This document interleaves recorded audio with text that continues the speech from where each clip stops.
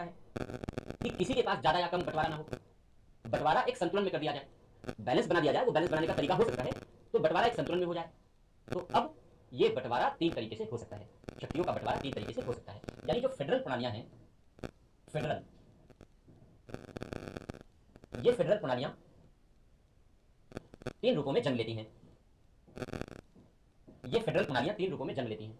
Federal मतलब यहां पर हो गया संघीय या परिसंघीय, कुछ भी लिख लो। हिंदी में तो हमने कहा कि बहुत सारे शब्द मिल जाते हैं, इंग्लिश में फेडरल, इसलिए हमने यहाँ फेडरल लिख दिया। फेडरल से समझोगे ज्यादा समझ में आ जाएगा। तो तीन तरीके से ये प्रणालियां जन्म लेती हैं। क्यों? क्योंकि शक्तियों का बंटवारा तीन तरीके से हो सकता है केंद्र और प्रांत के बीच। या तो केंद्र ज्यादा शक्ति रख ले, या राज्य को ज्यादा शक्ति दे दे, या फिर संतुलित बंटवारा कर ले। तो इस आधार पर तीन अलग अलग तरीके के कॉन्सेप्ट जन्म लेते हैं, तीन अलग अलग तरीके की संकल्पनाएं जन्म लेती हैं। कैसे तीन अलग अलग तरीके की संकल्पनाएं जन्म लेती हैं? पहला बंटवारा हो गया कि राज्य ने, पहले केंद्र लिख देते हैं। पहला बंटवारा हो गया कि केंद्र ने अपने पास कम शक्तियां रखी, क्योंकि शक्तियों का बंटवारा हो रहा है, तो केंद्र ने अपने पास कम शक्तियां रखी और राज्य को अधिक शक्तियां दे दी। राज्य को अधिक शक्ति दे दी, केंद्र के पास कम शक्ति है, इसका मतलब हो गया केंद्र कमजोर हो गया और राज्य मजबूत हो गया। एक तो ये बंटवारा है, केंद्र और राज्य के बीच। केंद्र ने कम शक्तियां रखी, राज्य को ज्यादा दे दी। दूसरा बंटवारा है कि केंद्र ने अपने पास अधिक शक्ति रख ली, राज्य को कम शक्ति सौंप दी, राज्य को कम शक्तियां दे दी। तो जब केंद्र के पास ज्यादा शक्ति हो गई तो मजबूत कौन हो गया? केंद्र हो गया। राज्य के पास कम शक्ति हो गई तो राज्य क्या हो गया? कमजोर हो गया। देखो ये समझ में आया? क्योंकि शक्तियों का बंटवारा दो तरीके से हो गया यहाँ पर केंद्र और राज्य के बीच। एक बार केंद्र ने अपने पास ज्यादा पावर रख ली, दूसरी बार केंद्र ने अपने पास कम पावर रख ली। तीसरा तरीका ये हो सकता है कि एक संतुलन में बंटवारा। अब संतुलन कैसे बनाया जाए, ये अलग अलग तरीके हो सकते हैं। एक तरीका ये हो सकता है कि जितने राष्ट्रीय विषय हैं केंद्र सब अपने पास रख ले, और जितने राज्य के महत्व के विषय हैं सब राज्य को दे दे कि ले जाओ तुम अपना, हमारा अपना। तो मेरे में दखलंदाजी नहीं करोगे, मैं तुम्हारे में नहीं करूंगा। एक ये तरीका हो सकता है। तरीके कई हो सकते हैं इस तरीके से संतुलन में बंटवारा करने के। अब इस आधार पर जो कॉन्सेप्ट जन्म लेता है, जब केंद्र के पास कम शक्तियां होती हैं, यानी केंद्र कमजोर स्थिति में होता है, राज्यों के पास ज्यादा शक्तियां होती हैं, राज्य मजबूत स्थिति में होता है, तो इस बंटवारे को कहते हैं कन्फेडरेशन। इसको कहते हैं कन्फेडरेशन, महासंघ कह लो हिंदी में, कन्फेडरेशन।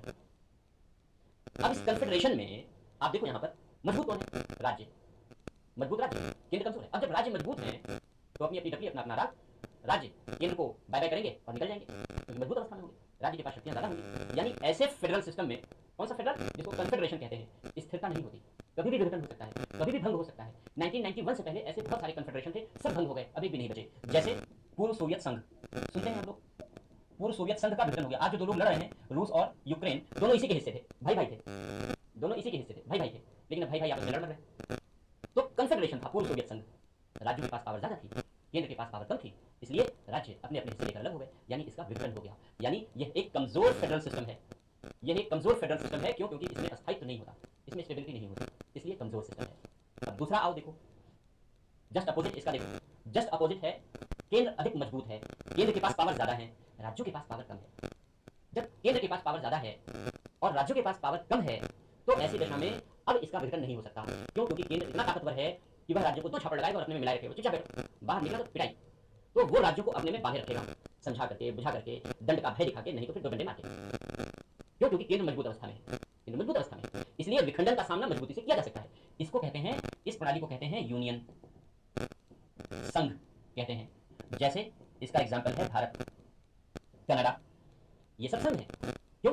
क्योंकि कभी खालिस्तानी कह रहे थे कि भाई हम अलग देश बनाएंगे, हमने खालिस्तानियों के पीछे पुलिस और सेना छोड़ दी, हमने देखो ये अलग देश बनाने के लिए घूम रहे थे, इनको पकड़ लिया। नतीजा ये हुआ कि कुछ खालिस्तानी तो जो जान बचा के भाग सकते थे वो भाग गए, कोई अमेरिका जाके बस गया, कोई कनाडा जाके बस गया, कोई ब्रिटेन जाके बस गया। पहले तो बड़ी दिलेरी दिखा रहे थे कि मैं भारत सरकार से लड़ लूंगा, मैं भारत की सत्ता से लड़ लूंगा, मैं पंजाब को अलग कर दूंगा। और जब हमारी पुलिस और सेना ने ऑपरेशन शुरू किया तो डरपोक भीगी बिल्ली की तरीके से देश छोड़ के भाग गए, क्योंकि इतनी औकात ही नहीं थी, हैसियत ही नहीं थी कि वो पुलिस और सेना का सामना कर सके। क्यों नहीं थी औकात, क्यों नहीं थी हैसियत? क्योंकि केंद्र मजबूत स्थिति में, केंद्र मजबूत, उसने सेना भेज दी, उसने एनएसजी का उसी समय, एनएसजी कमांडो का उसी समय गठन हुआ। पंजाब में खालिस्तानियों से लड़ाई करने के लिए, पंजाब में खालिस्तानियों का सामना करने के लिए ही NSG guard, national security guard, जो हमारा कमांडो दस्ता है, वो पहली बार इसीलिए गठित किया गया।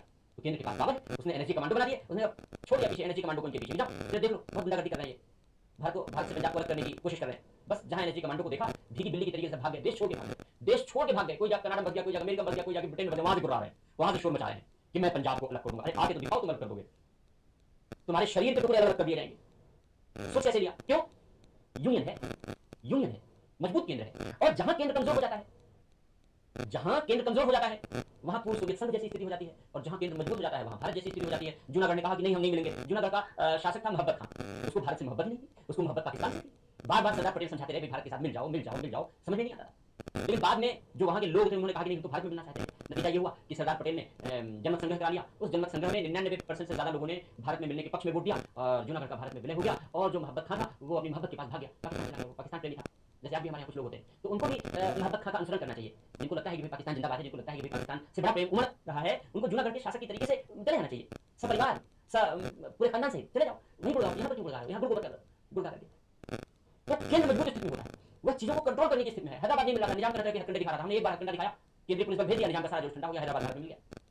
केंद्र की ताकत है, केंद्र की ताकत है, मजबूत केंद्र है ये। मजबूत केंद्र होने के नाते जहां जहां से टूटने विखंडन इन सबकी कोशिशें होंगी, केंद्र के पास इतनी ताकत होगी कि वो इनको चंगुल में दबा लेगा और ऐसी शक्तियों का दमन और शमन कर देगा, संघ को बनाए रखेगा।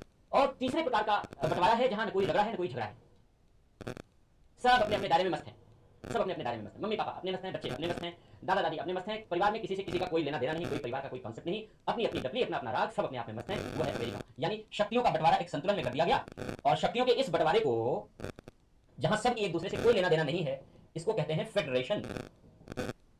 फेडरेशन हिंदी में कह लो इसको परिसंघ, थोड़ा अलग अलग करने के लिए सबकी हिंदी। और अमेरिका हो गया इसका अच्छा एग्जाम्पल, अमेरिका हो गया इसका एग्जाम्पल। राज्य अपने में मस्त है, केंद्र अपने में मस्त है, केंद्र का राज्य से लेना देना नहीं, राज्य का केंद्र से लेना देना नहीं, सबकी अपनी अपनी जिम्मेदारी शुरू में बांट दी गई, सबकी अपनी अपनी जिम्मेदारी शुरू में बांट दी गई, बस उसी जिम्मेदारी पर सब अपने अपने में बिजी हैं, सब अपने अपने में मस्त हैं, केंद्र अपने में, राज्य अपने में, कोई रगड़ा नहीं, कोई झगड़ा नहीं।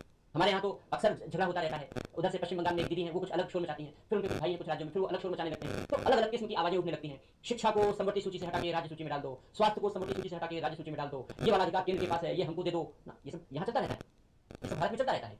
क्यों? क्योंकि मजबूत केंद्र है, सब केंद्र से अलग होना चाहते हैं, केंद्र के इस नियंत्रण से कमजोर होना चाहते हैं। लेकिन अमेरिका में ऐसा कोई झगड़ा नहीं है, वहां सबके अपने अपने शुरू में सीमाएं, शक्तियां, अधिकार बांट दिए गए, और इसके साथ ही साथ वहां व्यवस्था मेंटेन है, संतुलन में शक्तियों का बना है। तो देखो जो फेडरल सिस्टम है, वो फेडरल सिस्टम तीन तरीके से जन्म लेता है। एक है कन्फेडरेशन, दूसरा है फेडरेशन, और तीसरा है यूनियन। हमने यूनियन प्रकार की व्यवस्था अपनाई है। हमने क्यों यूनियन प्रकार